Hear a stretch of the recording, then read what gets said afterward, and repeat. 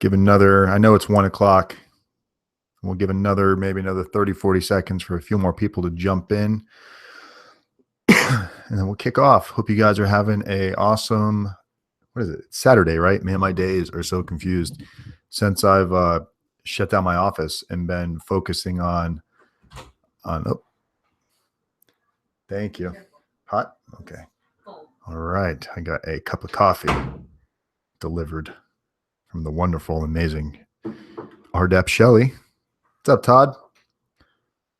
We got Todd in the room, which shouldn't be happening right now, but there he is. All right, guys. So we got everybody in the room. We got Jason with us. What's up, Jason? Jason's an actual client. Todd's a client. Chris is a client. All right, we got some clients joining. It's great to see when the clients come in the room because education never stops. So let me take a sip of my hot coffee. She makes a good cup of coffee. So, guys, welcome. Federal Prison Time with rdapdan, and I hope you guys are having an amazing weekend. I know a lot of you are stressed. I know some of you are feeling like you're on cloud nine, specifically Todd Hansen. Specifically feeling stressed out would be Chris. Chris is going through a pretty stressful period right now, trying to figure out what's going on. How much time is he actually looking at? How does he talk to his parents? How is he explaining to his parents? And some people obviously deal with stress a little bit better than others. However, most people that are going through this situation, the stress really can become overwhelming. Almost for the best of us that know how to deal with stress, this can become a really, really trying period when you've got so many other things going on that are outside of your control. How are your friends and family handling it? Are they freaking out? Sometimes the way they handle their stress and the drama that they put through themselves is more than what you would typically be feeling. So that part of it becomes more stressful than the idea of actually going to prison. And Chris is really going through it right now. He's been telling his family that he's probably looking at like a year and a half. And yesterday was one of the first times that he explained to his mother that he may be looking at 60 months. Even though if you get sentenced to 60 months with good time, RDAP, halfway house, clearly if everything goes well, he'd be looking at a lot less than 60 months. He'd be looking at closer to like 2.5 years. But when his mother heard that potential 60-month sentence, she went a little not feeling so hot and actually had to go to the hospital yesterday. So I hope everything is okay with your mom, Chris. And I know you and I were trying to talk a little bit earlier on the phone, and I apologize. I will call you after we do this today. I just couldn't get finished with everything I had to get finished in time, barely made it in here in time, and got you guys notification. So Chris, why don't you tell us and tell the room a little bit about kind of how you're feeling and where you think the cause of your stress is really coming from. What are you doing right now that is causing this stress? Where do you think it's coming from? Sorry, I repeated that question. Mike Winter's in the house. Mikey Mike. So we're going to let Chris text that out a little bit. And if I had more time, Chris, I probably would have tried to get you to come on live. So maybe we'll have Chris on here soon to talk to you guys. Okay, the unknown. Be more specific. So tell us what a day is like for you, Chris. Like, what do you typically do from the time you wake up to the time that you go to bed at night and actually fall asleep? Tell us how that kind of plays out. We understand the unknown. Everybody knows the unknown. The unknown is clearly the worst part. But what is your daily structure like as of right now? What are you doing?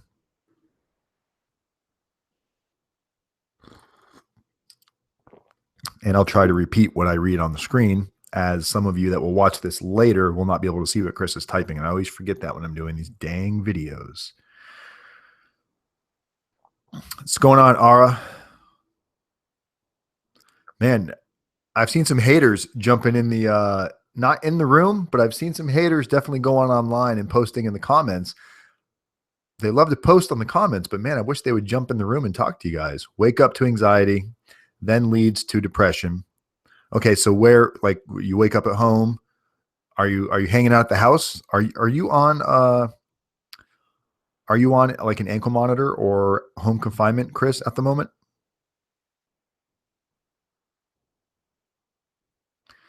Seeing every out here and being free, knowing you'll be gone soon for a couple hours.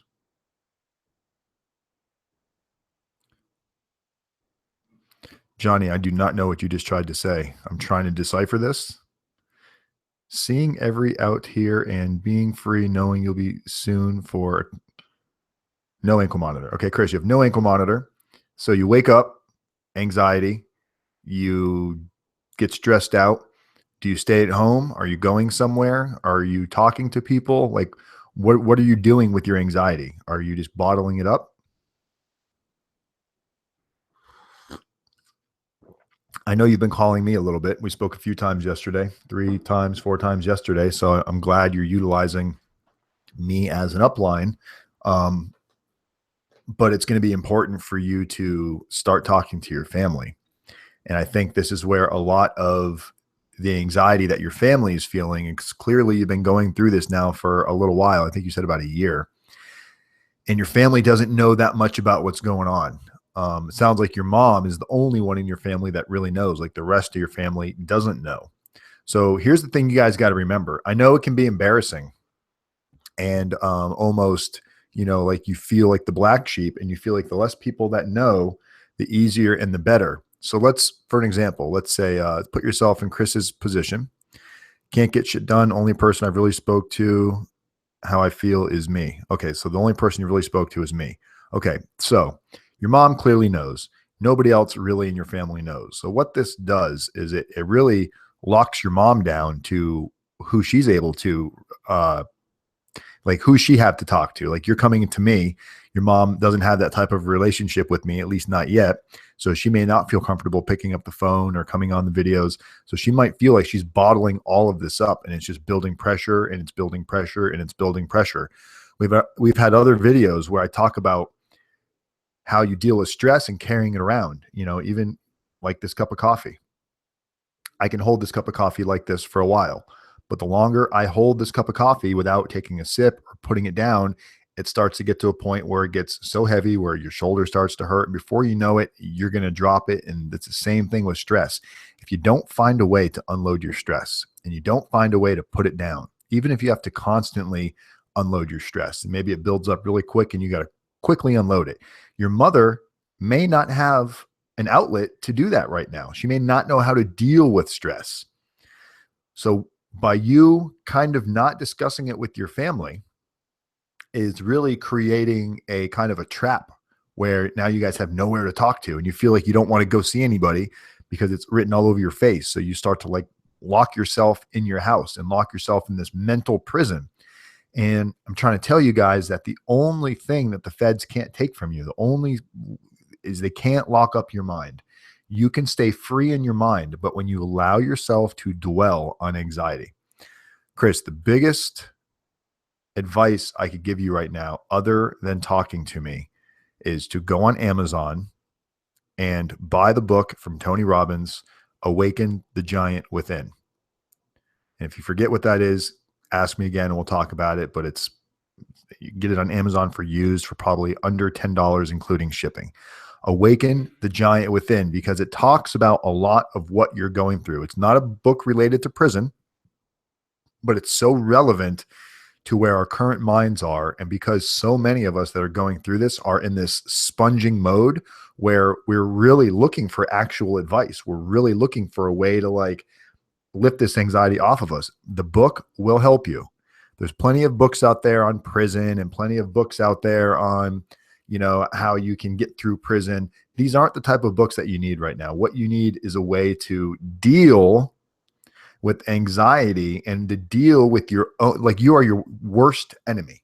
Chris, you are causing more problems for yourself than anybody else, because you're focusing on all of these what if scenarios.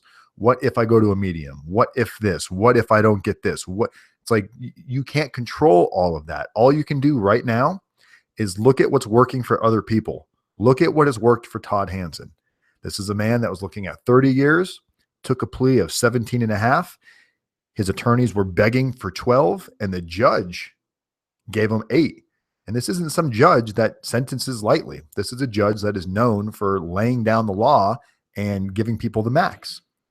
So what was so different about Todd Hansen? Prosecution hated him. The judge probably initially hated him.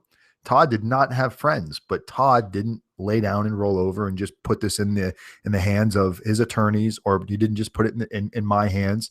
He took some basic advice and he ran with it and stayed focused. And by doing that and constantly doing action-based productivity, not just saying and feeling, actually acting, 1,000 hours of community service, insane.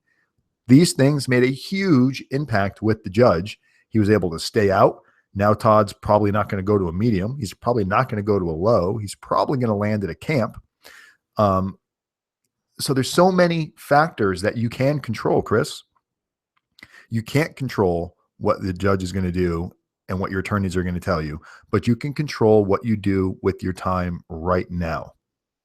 And that's what I'm saying, man, is I know that you want to do these things, but hanging out in your house all day and feeling sorry for yourself and feeling bad that you're making your mom go through this, it's great that you have that sympathy and that empathy, but it's not going to change anything. You need now get proactive with it. And when your mom starts seeing you focus on things and starts to see you feeling better, you said your mom can see it in your face. You're riddled with anxiety. You're probably wrinkled up and tired looking and fading out.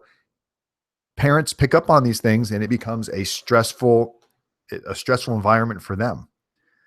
So what do we got? Attitude determines altitude. A positive attitude, trying to educate yourself and focus on daily positive programs makes it so much easier to get through each day. That's so true.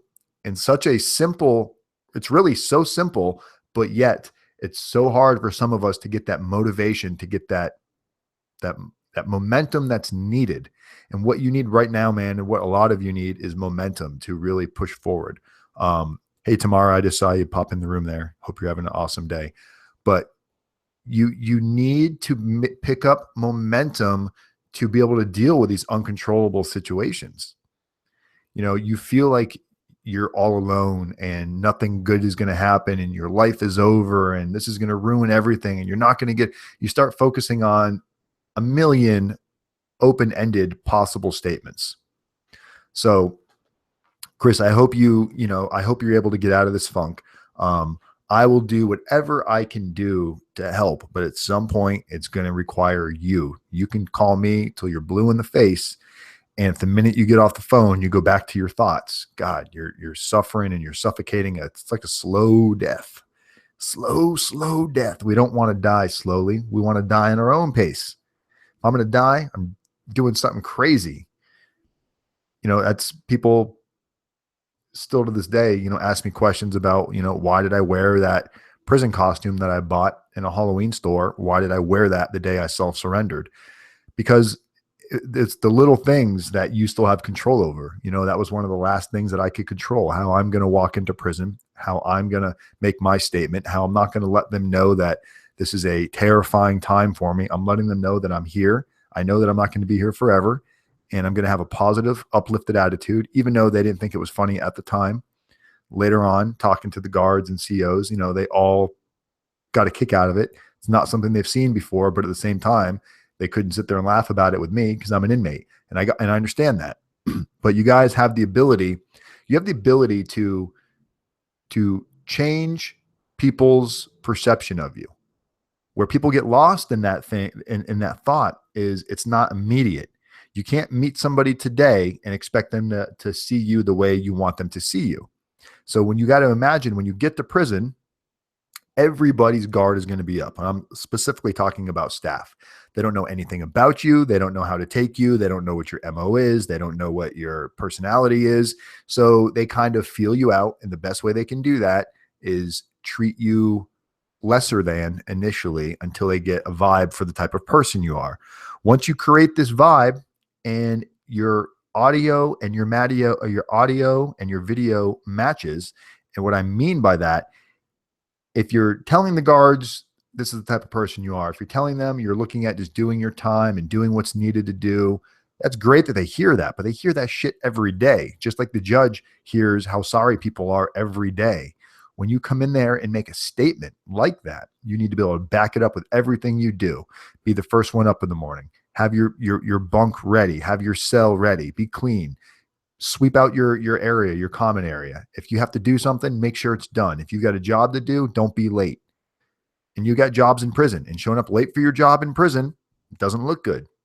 And by you doing this and staying out of the way, what happens is now you're not looked at as somebody they have to worry about. You're under their radar now, and you're flying low. You get to have peace.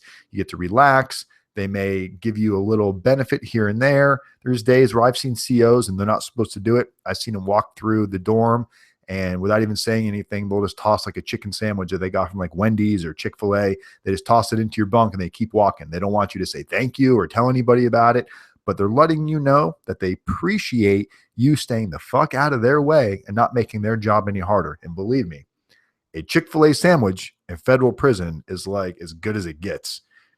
I remember the day this lady, I'm not going to say her name in case anybody's watching, and one of the COs, it was on my birthday. My birthday just happened to be landing on Thanksgiving, and she was having a rough day, and you could tell. And I said, I hope your day gets better. And she's like, I shouldn't have to be here with you guys on Thanksgiving. She said it kind of rude, and I get it. The last place she wants to be was a bunch of felons on Thanksgiving.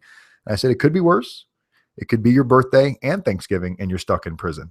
And she didn't believe me it was my birthday. She looked at my ID and saw it was my birthday. She must have felt bad because later on in that day, she came by my cell with a Chick-fil-A sandwich. And she says, if I find out you tell anybody about this, I'll have you shipped.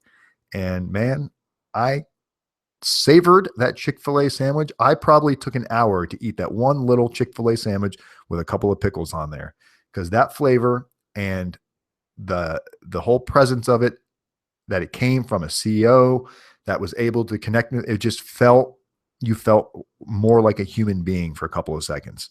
And that's something that's huge while you're in federal prison, is to have that ability to get that human connection from other people. Doesn't mean you want to go sit there and have a great conversation with the staff members, but it does feel good when you're recognized by them under the radar. You're not getting any kind of glorification from it. They're just letting you know that, hey, we realize you're not a bad dude or a bad lady. You made some mistakes. We hope you get through this. Don't come back. You know, when you hear them say things like that, like, hey, Wise, we know you're leaving soon. We hope, you know, with the way you've been in here, you definitely haven't caused any problems. We hope you don't screw up and come back. Hearing those type of statements, because they don't say that to everybody, hearing those type of statements while you're in prison really makes you realize that, going, man, I do have the power to influence people. We all have it. We all have the power to influence others. Todd has the ability to influence so many of you because you now see what proper preparation, hard work, dedication, and action base can actually do for you. I've seen so many of you, like right now, look at Mike Winters. Todd, where did you do your volunteer at? The fact that people are asking that type of question just shows that they realize that it works because they see it working. And like Todd said, it doesn't matter what your purpose for starting to do it is. It will change once you do it. So yeah, if you guys go online and you Google like volunteer near me, charity services, churches, where, you know, the animal shelters, wherever you're allowed to go volunteer, anywhere, it could be anywhere. Even if you're not getting volunteer credit, even if you're doing it just to feel better, you know, you're walking outside and go through your neighborhood and pick up garbage, you know, do something. Even if you don't get complete credit for it right now, these type of things will pay off in the end, but you have to be doing these types of things. If you're driving around fancy vehicles and you got restitution, stop. Don't do it. The judge is going to look at you like you have no morals, and that you're not really feeling sorry for anything. Because if you owe somebody money right now, and it's part of your federal crime, and you owe somebody money, and you're wearing luxury on your wrist, you got luxury on your necklace, maybe you got some nice rings, you're driving around in a nice car, you've got nice toys, you've got jet skis, you've got wave runners, you've got motorcycles. If you have any of this stuff and you've got restitution and you're trying to find a way for the judge to not see you as this giant moron, I'm telling you right now, if you don't get rid of those things, it's going to be your own doing that does you in.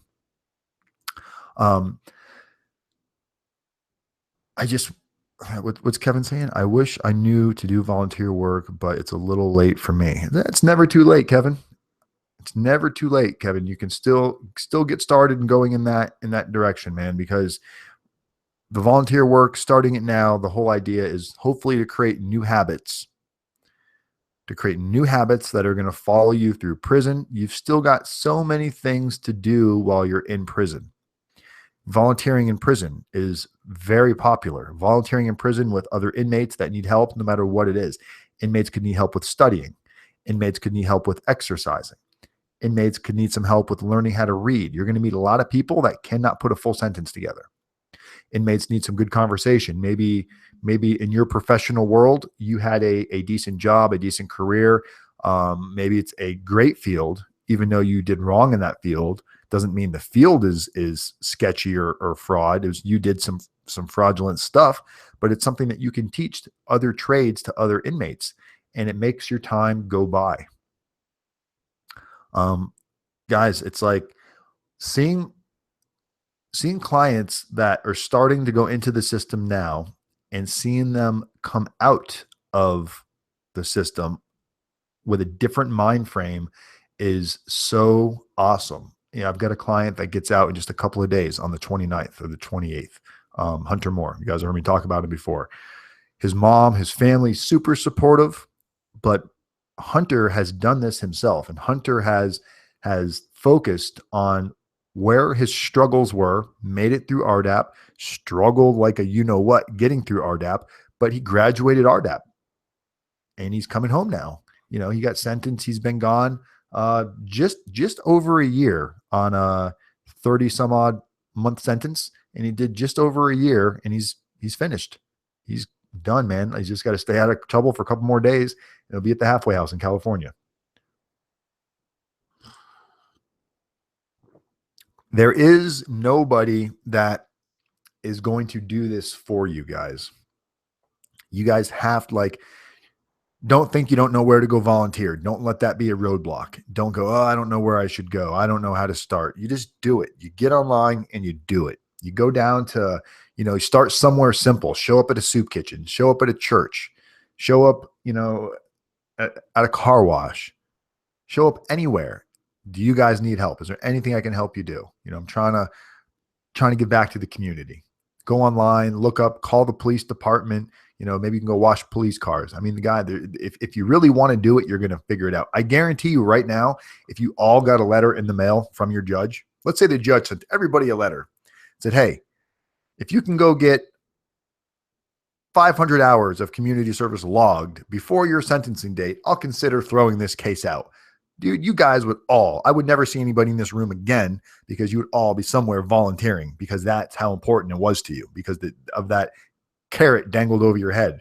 Well, the problem is you guys don't see the light. You don't see how much effort can really, or how much reward can come from doing these things. So you're like, hey, am I really is it really worth it? Guys, it's worth it. Go do it. Because if the judge said that, if the judge said, I will vacate everybody's sentence, I just need everybody to have 500 hours logged of community service, you guys would quit your jobs. You would never be on Facebook. You'd never be online. You wouldn't have any time to dwell in your sorrow, because you'd be going, man, I'm going to go live my life doing community service for the next 500 hours. Every single person in here would do it. So that just goes to show you that if it was that important, you would figure it out. So if you're not figuring it out, you're not making it important enough in your life. You're not making it a priority. You're making excuses to not do it instead. How's Ian doing, Tamara? I sent him an email, and I haven't heard back from him or anything yet. So I don't know if he's still digesting the email, or if maybe they're back on lockdown. But I did get an email from him, and then I sent him the email that I forwarded to you, and have not heard back yet from him. So just curious on how Ian's doing over there, if he made any decisions yet.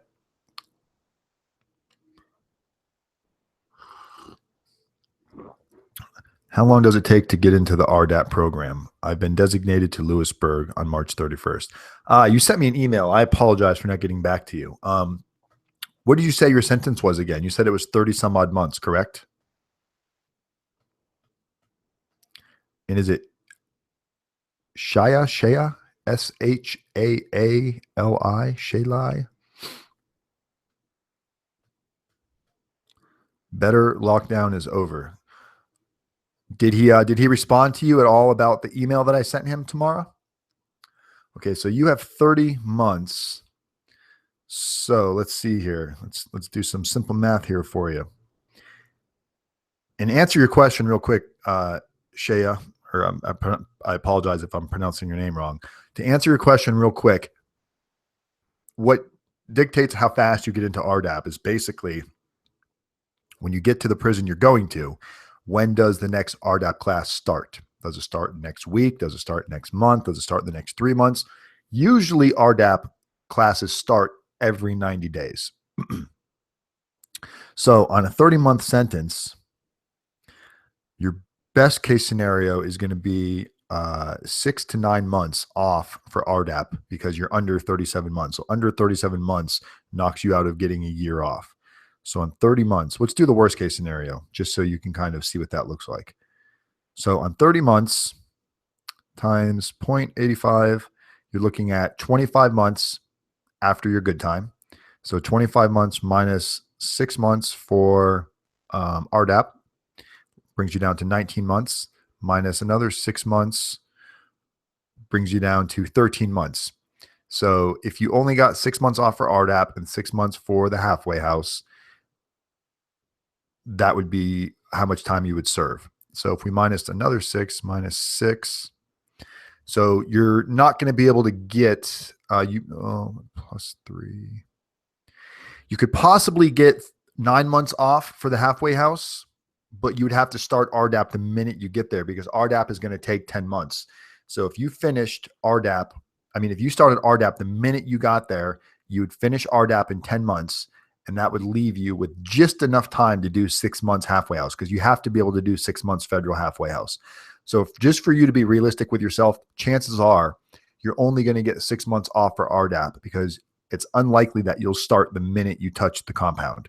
It's probably going to take 30 to 60 days for you to get into the program just because of when the next program is probably going to start. So there's no waiting list. It's just a matter of when does the next program start and how long did they take you to get you into it. So you'll probably be moved into the unit almost immediately. You'll get moved into the RDAP unit almost immediately, but the chance of you actually starting the class probably won't happen for a month or two, which means you'll probably just miss that window of what you needed to get the 9 months off.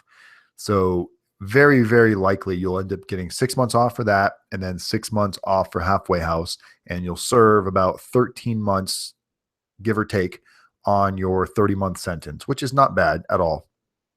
It's just a matter of you getting into RDAP and making it through.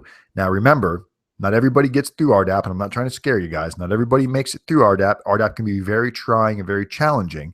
If you get recycled in RDAP, that usually sets you back about 90 days. If you were to get set back for 90 days in RDAP, that would cut you out of the halfway house time, which would disqualify you for RDAP altogether.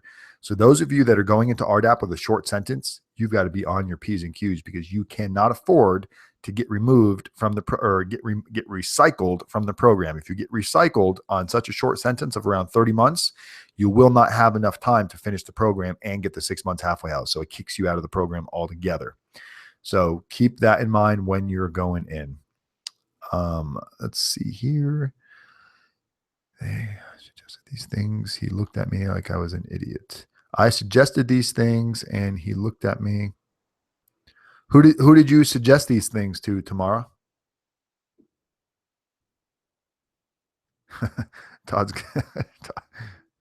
is going to come out of there. Todd, it's telling you, we're going to have a fun, interesting ride with Todd in prison. Now that he's only doing 5 years, 5 years. Now that he's only doing 8 years, we can tease him some more about he's a short timer now. You're a short timer now, Todd. You lost your credibility as a seasoned federal prison inmate. You went from doing hard time to no time.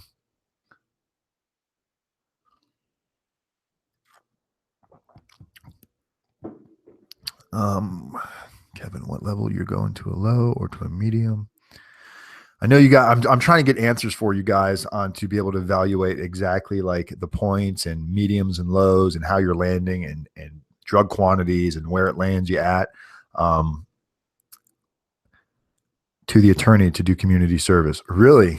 That's so crazy that these, look, guys, these attorneys, it's unfortunate. It is very unfortunate that they are so misguiding and almost misleading to the point where they can like give you bad information and tell you it's not worth it to do certain things. I think it's because most people don't do it. Most people don't do what Todd did, and attorneys just aren't used to seeing anybody go through these type of things. But I'm telling you what, when you break that mold and you show them something different, man, what a difference it can make. What a difference. So it's crazy your attorney would tell you that tomorrow. You know, it's like for him, how hard is it to say, yeah, I mean, think about it. What harm can it do to go out and do community service? What harm can it do to show that you're making strong effort to prove to the judge that you have gone down a path of attempting to change? What harm can it do? Right now, on the flip side, what harm can it do if you don't do anything? What's the potential downside? Maybe the potential, maybe the potential upside is absolutely nothing. But the potential downside, we all know what that is. And it's getting slaughtered at sentencing, and it's getting no benefits, no gifts, nothing. It's getting exactly the worst case scenario. So 17 and a half is the downside. Exactly. That is the downside. So even if Todd would have gotten 17 and a half years, the one thing Todd would have been able to say to himself while sitting in prison, I tried my hardest, and there's not going to be any doubt that he didn't put the effort and the time in. He will be able to sleep comfortable knowing he did everything he could have done. But if Todd wouldn't have done anything and he would have gotten 17 and a half years and he would have wondered what if you did things differently, man, that's a hard pill to swallow, that what if pill, because you can't go back and change it.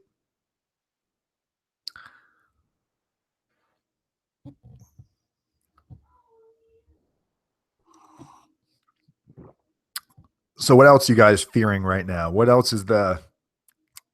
stresses are you all dealing with?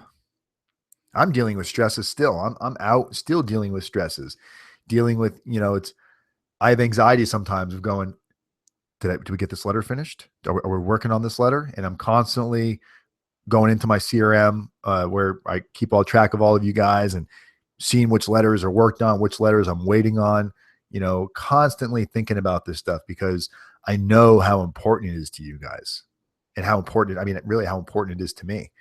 And I'm an awfulizer by nature. I tend to get stuck on awfulizing and get stuck on the negatives. And that's why I do these videos. It helps me stay positive because talking about it makes it real. When you start talking about how you're feeling and the struggles you're going through, it becomes real. I was working with a call center, for a while, in which I'm no longer part of, but I was doing that for a while, and the call center wasn't going great. And, not only me not making any money from the endeavor, it was just watching all these people that were working so hard every day, showing up to work and, struggling to make ends meet, and just seeing what a rat race that society is. And it's such a struggle to make money and pay your bills and be able to survive and live. I can't tell you how blessed I feel to be able to do this.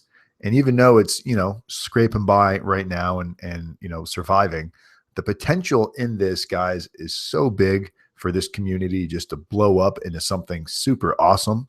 I don't really think there's any other prison consultant out there that has, they've got opportunity in different directions, but the way that our community specifically is growing. And I know a lot of you are not just on my channel. I know a lot of you watch myself and several other prison consultants, Michael Santos and Justin Perperny. And like you've heard Justin say it himself, he's not for everybody, just like I'm not for everybody.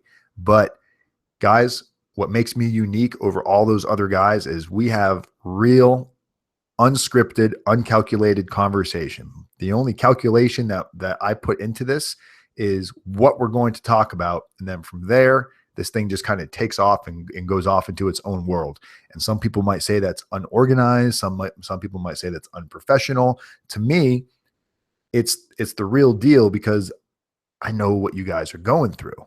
And I don't need to sit here and try to just impress you with how I can help you so much when clearly that message is coming across tenfold because you guys keep coming back for more.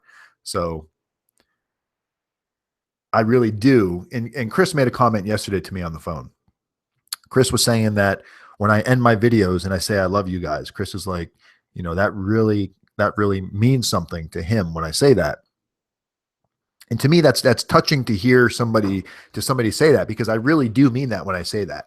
You know, I really do love the love that this channel and the support that everybody gives each other, and how much responsibility you guys, or how much trust you guys have placed in me to be able to help you, guide you, and not necessarily make your prison sentence less of a sentence, not necessarily get you off on anything, but you guys understand that the service that I'm trying to offer is more than just helping you write some really creative letters and helping you shave off some time on your sentence. I think you guys are starting to see now that the real benefit is the easing of the anxiety, having this community to turn to of people. And I've said it from day one, community as method. I wish I had found the live option, or saw the light in the live option. I wish I had seen that a little bit more early on, because I feel like seeing you guys in the room, being able to talk, really helps everybody, including myself. Sean, what are you asking? This might be a stupid question, but I saw on the Fed's food menu, for instance, it says cheeseburger or soy burger, beef spaghetti or soy meat, chicken patty or tofu. How often is soy? Oh man, that's a great question. I'm so fucking happy you just asked that, Sean. That is, I'm going to make that a title for maybe one of the next upcoming videos. Guys, when you go to the chow hall in prison, and on the days they have like hamburgers, you can get a soy burger. Sometimes it's a soy burger, or sometimes it's a veggie burger, and they are good. A lot of the meals, like let's say it's spaghetti. Usually the spaghetti is spaghetti with meat sauce. Well, for the vegetarians, it's spaghetti with like tofu. And the tofu that they have in prison, I was blown away by how good some of this tofu really is. So yeah, they have all kinds of alternatives for people that do not eat meat. You got to remember, there's a lot of people in prison that are, you know, Muslim, that don't eat any type of meat, vegetarians, you know, that can't eat meat, allergic to meat, whatever it is. So they've got a vegetarian dish. So if they've got, you know, meat lasagna, they've also got the vegetarian lasagna. And there were certain dishes, guys, certain meals that I would prefer the vegetarian over the meat version of it any day, just because, man, they pack this thing with vegetables. Sometimes instead of you know, maybe the side is some like French fries, and you want a healthier side, they give you these big scoops of cottage cheese. And if you don't like cottage cheese, if I was in line with you at the chow hall and I knew you didn't like cottage cheese, I would find you every cottage cheese day, and I would get right behind you in line, and I would tell you, what do you want for your cottage cheese? Because whatever you want, I will give it to you. You want a soup, you want a tuna fish package, you want my main meal, I will trade you for your freaking cottage cheese. So yeah, so you can definitely oh man, Sean, me and you would get along just great, because I would take all your tofu and cottage cheese and I'd give you the shitty meat patty. But the food in prison's not bad. Spaghetti day was really good. They usually give you some good garlic bread, and the sides are really good, and mashed potatoes, and usually there's green beans, and there's usually baked beans with most dishes. There's a lot of rice, a lot of spaghetti, hamburgers. They usually got 2 different chicken days. They've got like fried chicken and baked chicken, and chicken days are always super huge. the food's not bad. Food is not bad at all. Some days the cottage cheese has got fruit in it, strawberries and bananas and big old salad bar with just like when you walk into a restaurant, they got the salad bar underneath the glass. They got the soup and the sides. Usually you can go get extra. So yeah, you're not gonna hate prison food. If any of you have been to like a little county stint where maybe during your case you had to sit in county for a couple days, it's nothing like that. The only fluctuation is some prisons put in more money to their ingredients. It's usually the same menu, federal prison nationwide, but the quality and sometimes the quantity can be adjusted. I've heard guys come to Coleman that used to tell us that where they came from, the food wasn't as good. It was the same dish, but it wasn't made as good. 4th of July, they go all out. They pull out the big grills in the back and they grill hamburgers and hot dogs and steak. And this is what you get on the holidays. Thanksgiving, you get really intense holiday meals, turkey, ham. It's not at all what you would imagine being from what we've seen on TV. I've only heard it was crummy. Yeah, where Ian's at, the food may not be, the quality of the food may not be the best. So yeah, it really, really depends on where you're at. But I was impressed. And look, guys, I love to eat. I'm picky when it comes down to if I have the opportunity to be picky. But if I don't have the opportunity to be picky, I can pretty much eat whatever you give me and be grateful for it. That's the thing, is finding gratitude in what you're getting. And that was a big thing in RDAP. When you struggle with being grateful and you find yourself complaining, oh, this food sucks, this meal sucks. It's like, man, be grateful. There's people that don't get to eat like this. There's people that don't have food like this. So being constantly prepared to be grateful when you find yourself kind of negging out and saying how shit's not fair, find something that you're happy for and that you're proud of, and, go with that. The irony of Independence Day celebration. Yeah, no kidding. Independence for me was getting a juicy hamburger and some chicken wings on 4th of July. That was about the only independence I was feeling in prison, because nothing else about prison is independent. You are it's like kindergarten. And the higher up in the food chain you are, is more like kindergarten. So you've got, the camp where you have all kinds of freedom and responsibility, and you're being held to a higher standard, but you can make choices. You have the ability to make more choices, which you're treated more like an adult. You get to a low, that's stripped away just a little bit. There's more guards, a little bit more scrutiny. You get to a medium, now you go from open bay or bunk beds to more of like a cell kind of environment, to less privileges, to a penitentiary where you are a 5-year-old child. You are told what time you can watch TV. You're told what time you can come out of your cell. You are told what activities you can do and when you can do them. I mean, it's like being a little tiny kid that everything is planned out for you, and you have no say in anything other than putting your clothes on. So can I have a guitar in there, Dan? You can't have like your own guitar, but you can rent out guitars and play them. You can go to the music room and rent out a guitar, and there's guitar lessons.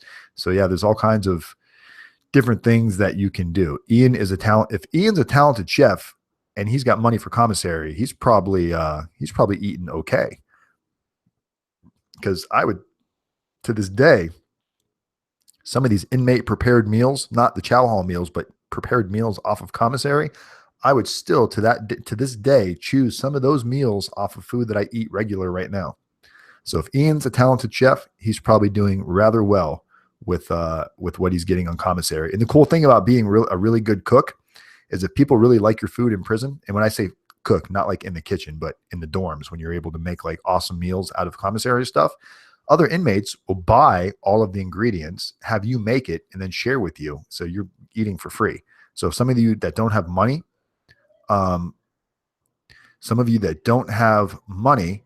in prison, a great way to get some commissary is show people your talents by when you make stuff, let people try it. Before you know it, You get a few people in, you tell them the ingredients you need, 3 or 4 people go in on it, and you get yourself a meal out of it. Thanks, Money Mike. Money Mike likes my live chats better than my solo videos. I do too, for multiple reasons. I'm kind of lazy, so the pre-edited recorded versions, you got to record it, which is no big deal, but then editing it in titles and that stuff really bogs me down to the point where I almost sometimes, that's why I put out more videos now, because all I got to do is show up, and that's about it. So thanks, Mike. Appreciate that. But yeah, man, you guys are all going to do really well. I'm not really too worried. I know some of you are nervous and stressed out and anxiety, and obviously that's the worst part of it. But I am not really concerned about any of you once you get in prison. What's up, Brian? How you doing, my man? I'm not really concerned too much about how you guys are going to fare in prison, because it's not rough. As long as you can stay out of basic trouble, stay away from cell phones, stay away from, alcohol, and stay away from cigarettes, and stay away from just seemingly unimportant decisions. Stay away from that and just do what you're supposed to do and keep your nose clean. It should be a walk in the park, minus RDAP. RDAP is no walk in the park. I don't care how good you are and how enthusiastic you are and how much of a I got this you are. RDAP catches everybody at some point by surprise, and you always end up catching that nice right hook right on the chin. You don't see it coming.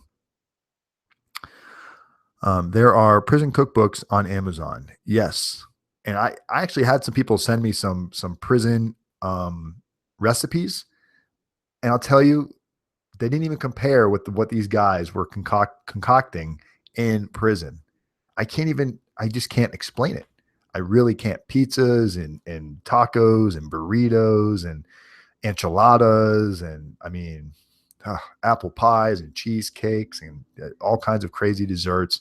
Most of the homemade meals were not on the healthy side. So I tried to stick to that once a week, go crazy once a week and eat whatever. And the rest of the week I live on, tuna fish, beans, brown rice, veggies, some snacks here and there. I ate a lot of peanut butter.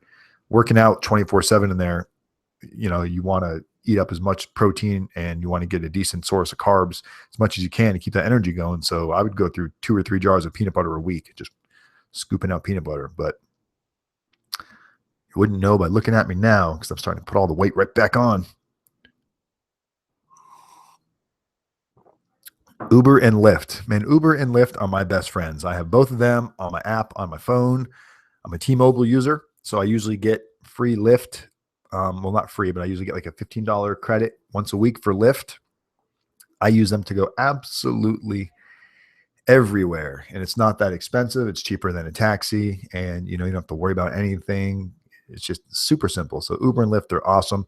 Where I was at, Coleman, they actually had a business class on how to start your own Uber business. If people were interested in starting an Uber business when they got out of prison, it went through all of the steps in the process of and I actually took it. I didn't take the whole class. I took about 3 weeks of a 9-week course, and I realized 3 weeks, 4 weeks into it that I definitely wasn't going to do anything with it. So I jumped out of that to go into a different class. But it was very interesting. If I were to start an Uber business, I thought that was pretty interesting.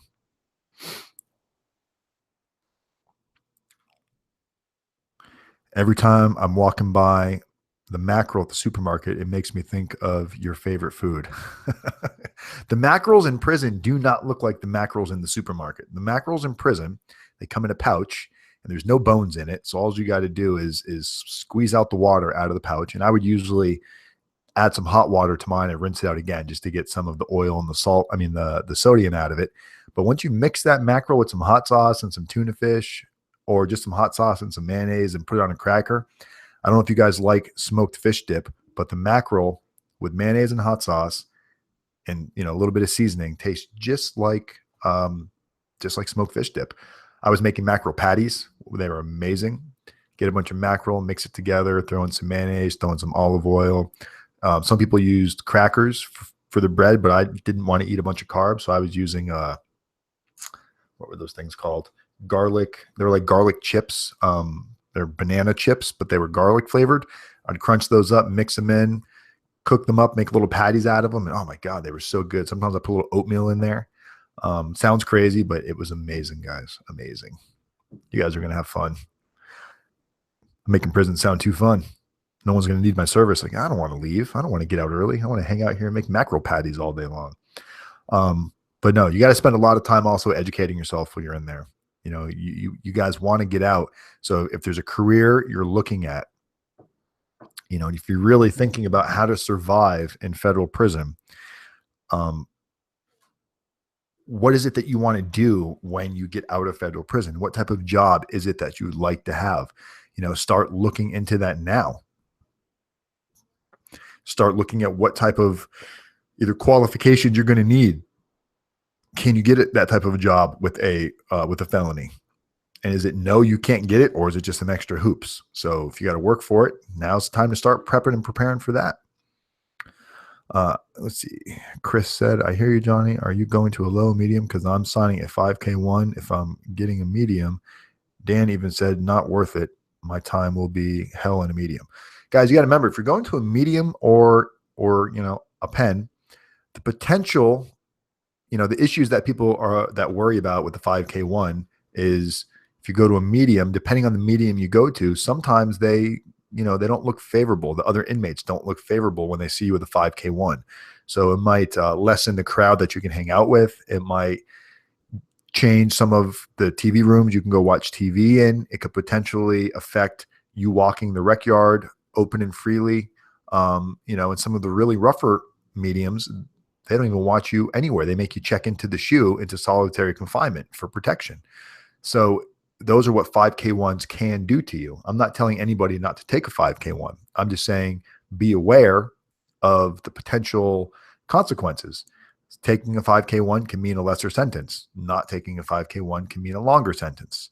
However, is your only concern getting in and out of prison as quick as possible, or is your concern also being able to do your time as comfortable as possible?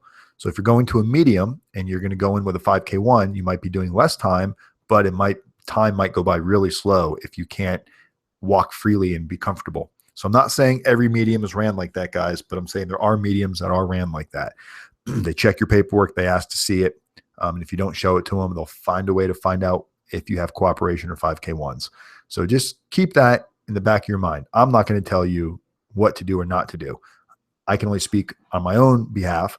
Knowing what I know now, thank God I didn't go to a medium, because I didn't even know that it was a big deal going to having a 5K1. I didn't even know people could find out these things. I didn't know that they were looked at as snitch cards. I really was very naive to all of that. And I got to the low and I was telling people about my case and this and that. And they're like, oh yeah, I got a 5K1. And some people had come down from the medium and they're like looking at me cross-eyed, like, you just openly told us you got a 5K1. I'm like, yeah, it helped me shave time off my sentence. And they looked at me crazy. Even though my 5K1 didn't require me to snitch on anybody, they don't look that far into it. They hear 5K1 and snitch card automatically, regardless of how you got it. They don't care about any of that. So they don't look past the actual title itself. And I remember a guy that had been locked up for a while walking the yard with me, who became friendly with me. He was like, man, because you're a good dude. And if we were in a medium, I would not be able to hang out with you, especially you walking around advertising that you got a 5K1, because you and I would not be friends in the medium. Matter of fact, they would probably tell me, you know, somebody like you, I'd have to come up on and like, you know, I'd have to kick you off the yard. So I was like, really? They're like, yeah, man, you can't go around. He goes, you're at a low, but you're still locked up with people that were at the pen, were at the medium. And some of these dudes aren't really too concerned with being here. If you're around bragging, there's guys that will walk up on you and start something and not care if they're going to get kicked out and go to the medium or a pen. So just remember that, guys. 5K1s serve a purpose. Just know your audience of where you're going to be going with that 5K1. It's important.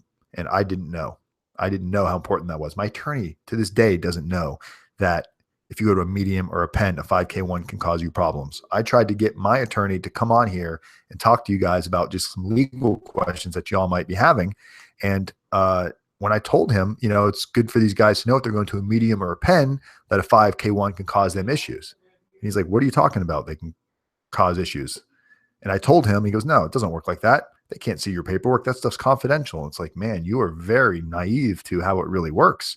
And that's when it really kind of opened my eyes. These attorneys don't know shit for the most part. Some attorneys do, some don't. Most of the ones that I've come across are very lacking in that area. And I can't understand why more attorneys would not want to align themselves with somebody like me, who is able to really like illustrate this to their clients. And it's such a added service that the attorney could offer their clients. It's like, God, attorneys spend all this money on advertising, trying to show how they're different than the other guy. And they all have the same spiel. You know, it's all the same type of spiel. This would be something so different that they are not doing. And I don't get it. I do not get it. And I apologize for the blurry video. I'm not sure what happened because on my other screen, it's not blurry. So it must be my shitty Wi-Fi connection. You shitty Wi-Fi Comcast.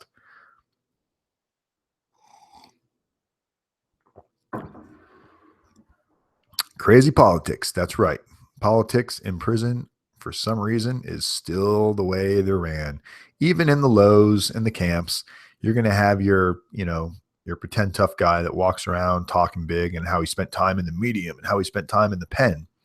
It's all a bunch of talk and all a bunch of blah, blah, blah, blah, blah, lips moving. You know, at the end of the day, most people do not want to go back to a medium or pen. So just know if you have a 5K1, you don't have to talk about it in a camp or low. However, if it does come up, you can admit to it, but just don't bring it up. Does RDAP have steps like Alcoholics Anonymous where you have to apologize to people you wronged in the past? I don't want to track down people from my past and have to apologize to them. Not necessarily apologize people out of your past. What RDAP does do, and I don't know if this is every RDAP, but I have heard some other people in RDAP say they also had to do this. Once you get to like phase 2 in RDAP, one of the things that they want you to do is they want you to pick 2 or 3 people, whether it be your family, your kids, friends, somebody that has been in your life and maybe hasn't really told you how they feel. What they want to do is the DTSs, which are kind of like the staff members of RDAP, they want to send letters to these people, friends or family. Have the friends or family answer the questions in the letter, and then have the letter come back to the DTS, not to you, comes back to the DTS. Once the DTS gets the letter back, they give it to you in a group setting and they ask you to read it out loud for the first time without knowing what it says in front of the entire group. And usually you'll hear some incredible stories or letters from family members on how this has really truly affected them. And it's sometimes for these guys, it's the first time that they really see their friends and family as a victim because they open up and expose how they really felt. And it's hard to read that in a group with 5, 10 other guys because you don't know what you're reading. So you're walking blind. And I've seen some guys completely break down reading this stuff from parents, from fathers, you know, and it's really, really, really rough. Really rough.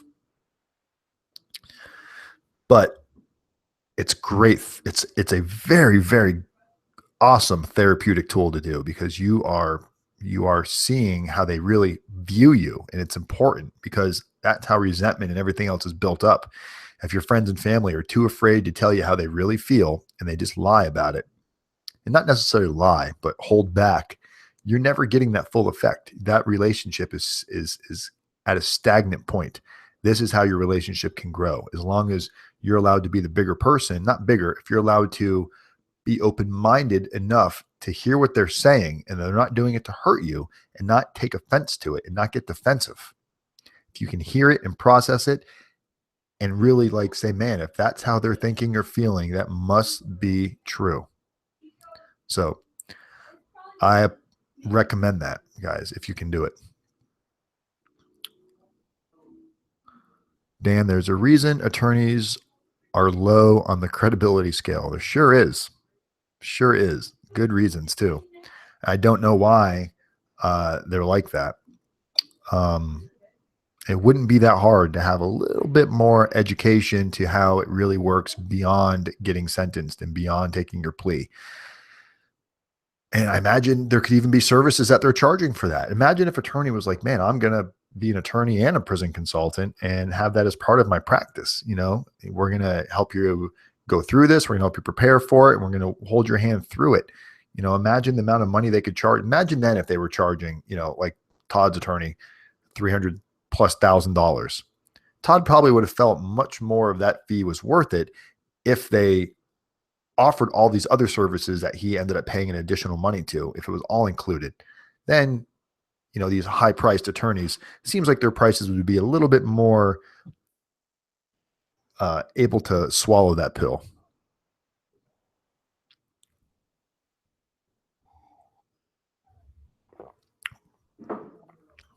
So what else we got going on, guys? I know we've discussed a little bit about dealing with the stress. Dan, I got a 5K one. Now I'm worried I won't get to a low or a camp. I have 52 months with a category 4 criminal history. What do you think? Category 4. You know, obviously there's an opportunity and a chance that you could land in a medium. You know, I don't want to freak you out about that because, you know, you've got your 5K one. Have you asked your attorney if you're going to a low? Well, your attorney probably doesn't know. I remember you telling me your attorney thinks you have to surrender to the U.S. Marshals and you don't even get to self-surrender. So that might be a mute question to ask your attorney.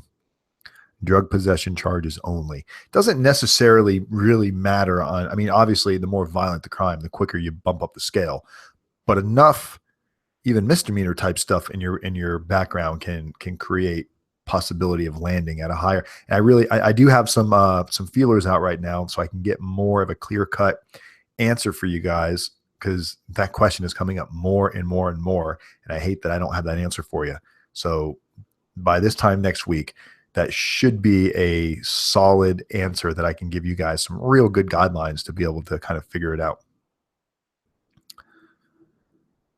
It's giving me 2 points. It's for traffic violation, which they can't do. Yeah, you guys really have to be able to go through your paperwork too, your PSRs and all of this stuff. Your attorney should be looking for issues and mistakes to get that stuff corrected. Just like you know, Kevin said they made mistakes and they gave him an extra 2 points for traffic violations, which they're telling him they can't do. So things like that, you really want to make sure it's getting dealt with.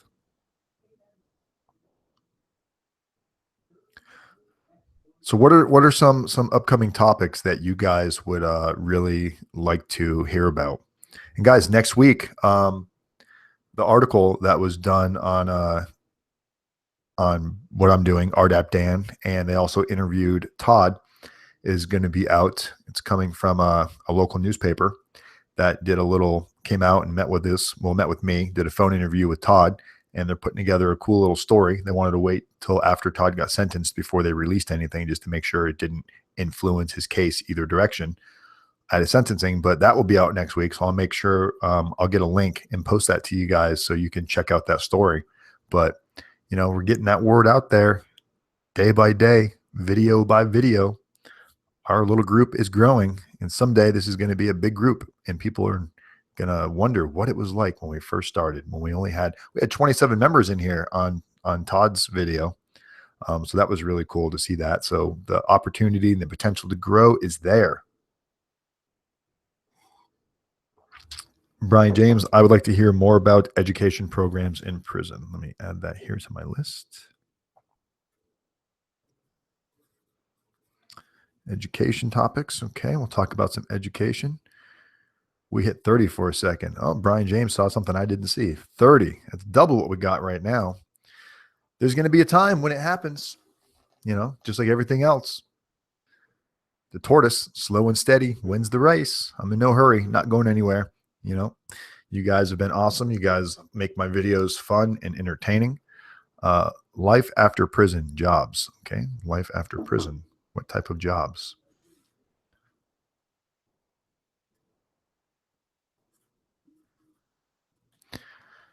Topic I like to know about more about how to determine. Yep, that's me. I know, Chris. Me and you both, because I hate not being able to give you guys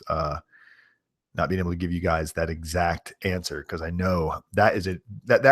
Any questions that are topics that are anxiety related. So when you have a question that's related to anxiety, it's a question I definitely want to get answered for you guys, because anxiety is one of those things that doesn't go away until you get an answer. Good things about the halfway house. Oh man, tomorrow you're gonna make me work on that one. Tomorrow wants me to find the good things about the halfway house. I'm just kidding. There's probably at least one or two. Halfway house.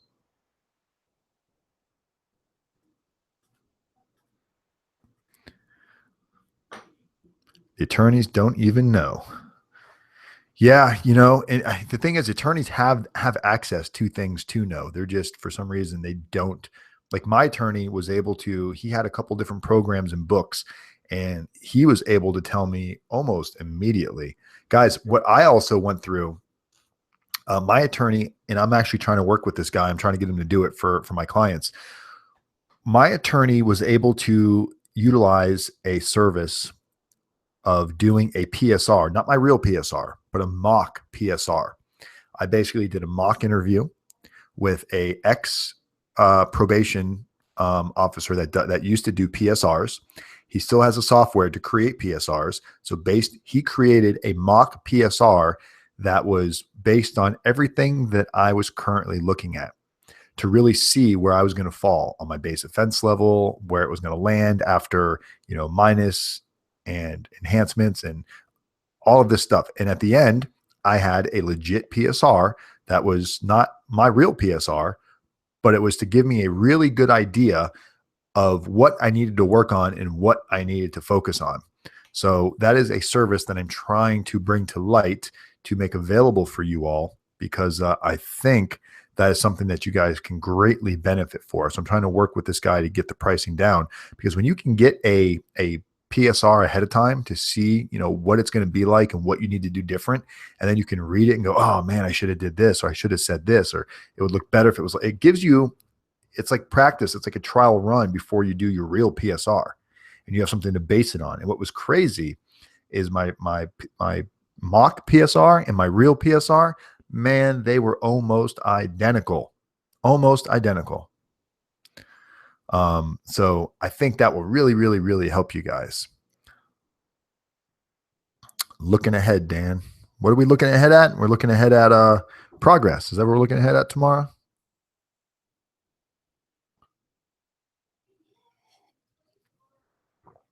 So what are you guys going to do with your Saturday night? I'm going to go bowling, because bowling is fun, and the shitty pizza you eat in a bowling alley is fun. Those of you that are waiting on deals, don't freak out. Don't stress out. Easier said than done, granted. But remember, almost all of them end in deals. It's just a waiting game, prosecution. Oh, I got you tomorrow. Tomorrow's I'm out looking ahead. The halfway house is just, guys, and we will have you're going to eat tamales. I am jealous of you, El Gordo. I love tamales. So halfway house, and I will do a segment just on halfway houses. I've done them before. I don't think I've done it live. I've done it on pre-recorded videos, but halfway houses are pretty much one of the last stepping stones to realities. I mean, to freedom. I don't know why I said realities. To freedom. The halfway house is usually gloomy. It's usually nothing special. It's no privileges. It's kind of shitty, but it's one step closer to freedom. You can eat real food. You can wear real clothes. You can, for the most of you that live close enough to home, you'll be able to go home on the weekends. You'll be able to do your last 10% of your sentence on home confinement. So there's a lot of obvious benefits to halfway house, but halfway house itself is usually run really kind of makeshifty. It's just weird. So tomorrow's watching movies. El Gordo's eating tamales. Tomorrow's there's someone who's doing homework. Brian James has got homework. Yeah, that sounds horrible. I'd rather go to prison than do homework. Sean is sharing an alcoholic. Oh, that's awesome, Sean. Share away, man. Sharing is, some people hate it when there's that one guy at AA or NA that's always sharing and always talking. Man, that guy he is probably always in a good mood, because he is never allowing build up to, like, there's some of you probably right now that are in the room that have yet to speak, that have yet to chat, that have yet to text me, that have yet to email me, that have yet to call me. You're not communicating in the room, but you're here watching. So that's your first step. I encourage you, you're not obligated, obviously, but I encourage you to at least announce that, hey, I'm new. I've never spoke. My name is Bob. Just start engaging, because you're going to find when you start engaging with others that, man, even if you're hearing something you already knew, how good does it feel to be able to talk openly about your situation with somebody else that not only wants to listen, but also understands and might be going through some of similar situations. They may not be the same situation, but the relevant conduct is federal prison is the common denominator here. And when you're talking to other people that have similar interests, man, it makes it for a filling conversation, fulfilling conversation. You feel energized, you feel fed, you feel full at the end of it. There's nothing worse than like not knowing where to go. That's why I know you guys love coming to these videos. And if I knew for a fact that I could definitely say I will do this every day at 7 p.m., I would do them every day at 7 p.m. I don't want to get you guys confused on the schedule and what day does he do it again, doesn't do it every day. So right now I know most of you have gotten pretty comfortable with Monday, Wednesday, and Saturday. So I'm definitely going to maintain those days. Once I can readjust my schedule and really make sure that I can commit, I'll start doing this, 4 or 5 days a week instead of 3, because I really believe you guys would probably join every day if I did this every day. So yeah, I get to make my 9 amends when I go to prison in May. And that's awesome, Sean. I mean, just going through what you're going through right now and not holding yourself back and not saying that, oh, I've done this before. Like, I don't care how many times you guys have been in trouble. I don't care how many times you guys have used drugs or alcohol and then got help and then went back to it and got more help and then went back to it. At some point, if you keep trying to quit and you keep trying to do the right thing, at some point, something is going to click and you're just going to feel different this time. You're going to say, this time is different. Doesn't mean you're never going to relapse. It doesn't mean you're never going to trip. It doesn't mean you're never going to make a mistake. But as your awareness gets better and better, you're going to catch yourself falling and you're going to be able to get back up and not dwell and go, oh, I had 1, I might as well have 2. I had 2, I might as well go crazy for this week. You're going to be able to nip it in the bud. And the most important thing is be honest about it. Tell somebody, say, man, I fucked up and drank today. And I feel like scum for it, but man, I did it. And I just want to move from this, go back to your NAAA, get that new chip all over again and restart the process. It's the one thing that you can always do is these places they know people make mistakes. They know it. Nobody's perfect, guys. Nobody is perfect. As much as we all want people to think we are, me and my girlfriend were having a conversation last night and it went something like this. So she's got these awesome ideas of like how she feels people communicate poorly. Like, okay, she's a hairdresser. So somebody will come in and they'll be talking about something, and this might be a horrible example, but talking about something they saw on the news or something they saw in the media, and they may not necessarily agree with what they're seeing, but because they know it's so popular that they agree with it automatically. And she's like, why do people think like that? And why don't more people speak up and say things? She's like, I don't think other people really feel this way. And I'm like, Shelly, most people are just like you. They're what you're saying right now and how you think society is kind of confused and messed up and doesn't really speak their mind. There's more people like you that feel that exact same way. She's like, how come I never meet them? I was like, you do, but because both of you are so caught up in this fake reality and how you're supposed to be, you're both pretending. So you don't know that each other really feels this way. I keep telling her, if you just start a YouTube channel and start talking about these topics, you will find more and more people that agree with you that'll feel comfortable going to the YouTube channel because it's in the presence of your own home. It's the same thing. You take people that might be homosexual that don't want anybody to know about it because maybe they think it's viewed poorly, or they're going to be, stones are going to get cast at them, whatever it is. They're not open. So now they're pretending to be something they're not, and they meet other people that are also pretending, and meanwhile they never get to find out that there's this giant community. And that's not the case anymore. But there's so many things that if people just spoke their minds and told you what they were really thinking and just used assertive communication, we would live in a different place than what we live in right now.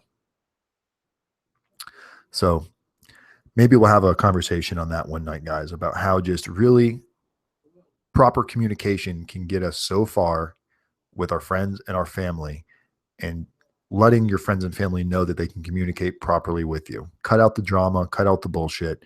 Just be real with what's going on. I'm going to wrap this up unless you guys have some last minute questions that you have been wanting to ask, and maybe I missed it. Let's see if I missed anything here. Yeah, you guys are all engaged in your own conversation. Must be weird when you guys rewatch the video. I didn't even hear Dan say that. It's because you're communicating amongst yourselves. That's what you should be doing. That was awesome. Anybody got any last minutes? Any last minute questions they want to throw into the fire?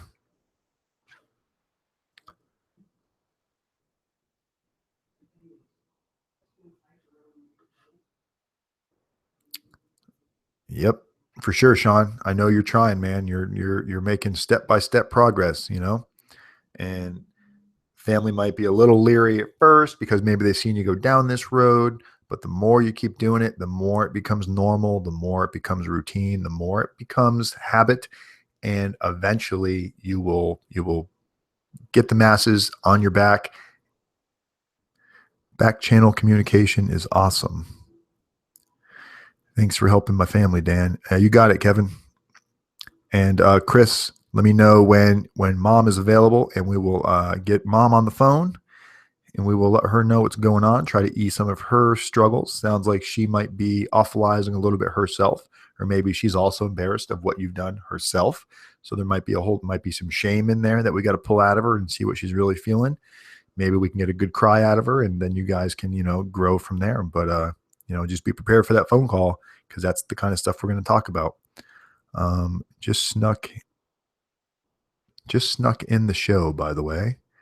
Kimberly. Oh my God, Kimberly made it. She found it. She's able to get back online. All right, Kimberly. You're a little late because we're probably going to run. I'm a landlord, and recently I gave a guy a chance that couldn't get an apartment anywhere else because of his violent felonies and prison time. He makes $89,000 as an electrician and has been great. That's all it takes sometimes, is that second chance. Everybody's so judged. So it's awesome that you did that, Money Mike.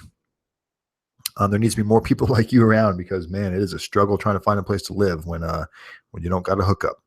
So awesome. Guys, you need anything else? You've got my cell phone number. It's 509-434-4695. And any of you that need help with my services or anything like that, I have a link here where you can try to see if you qualify for any assistance, to where we can get it down for you at a lower price. We have had a few people that have already been qualified for this, so the program seems to be working. So I am going to keep offering it. So here you go. Kaboom.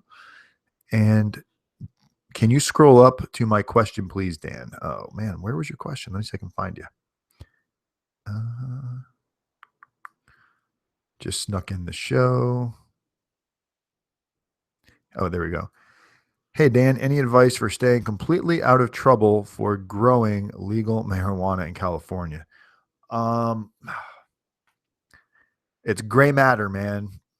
I don't have advice for that, because clearly the feds still say it's a no-no. So the feds can come in and, turn your place upside down, just take your plants, cause you to go out of business, charge you with something, find something you did wrong. I mean, there's always a risk in growing legal marijuana, because it's only legal in the state, but the feds still have full jurisdiction over that kind of stuff. So my suggestion to that is, if you're worried about that, don't do it. That's the advice. So only you got to weigh out the pros and the cons. The consequences is you could just lose a shitload of money, potentially get in some kind of trouble, some kind of fines. The upside is maybe nothing ever happens. Maybe you become a gazillionaire, and all is good. It just really depends, man. That's going to be a question you're going to have to deal with.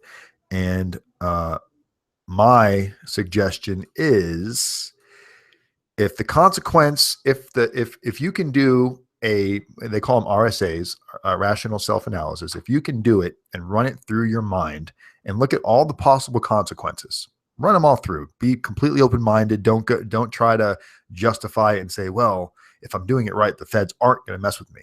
Look at the consequences if the feds didn't mess with you. Look at the consequences if you did make a mistake. Look at those consequences. And if you can say, I'm willing to deal with those consequences, then go for it. If you're saying, no, I am not willing to potentially look at jail or getting fines or losing all of my money and having everything confiscated, if you're not willing to do that, then you are willing to pay the price if it goes down, it goes wrong. So that is what I would suggest to that. I think it's a great business model. It brings in tons of money to the state, jobs, economy. I think it should be federally legal, but that's just my opinion. And my opinion only counts in this room. And unless there's a legislative Republican here that wants to change his mind about legal marijuana, no one's going to listen to me. All right, guys, I guess that's about it. I'm going to roll out of here, go get ready to go bowling, go get my bowling shoes. I'll probably never get a strike, but I will eat a lot of pizza and have fun in the meantime. I'll take some pictures and send them to you guys. All right, guys, have an awesome afternoon.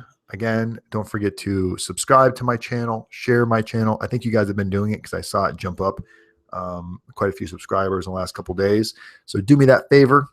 If any of you have nothing to do, think, hey, man, which one of my family members is really struggling with what I'm going through? I'm going to send them Dan's link and tell them to subscribe because Dan can help my family. All right, guys. Chris, this is for you. I love you guys, and I hope you guys have a great afternoon. Chris, send me a text and let me know when mom is available.